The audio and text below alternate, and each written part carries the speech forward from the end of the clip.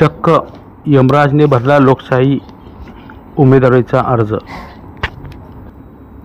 लोकसभा निवडणूक लढणारे उमेदवार वेगवेगळ्या क्लुप्त्या करत आपला उमेदवारी अर्ज दाखल करत आहेत। माढा लोकसभेसाठी एका उमेदवाराने चक्क रेडर बसून आपला उमेदवारी अर्ज दाखल केल्याचे पाहायला मिळत आहे।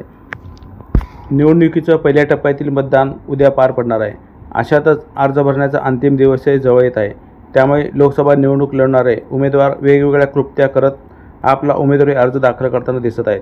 लोकसभेसाठी एका उमेदवाराने चक्क रेडर बसून आपला उमेदवारी अर्ज दाखल केल्याचे पाहायला मिळाले।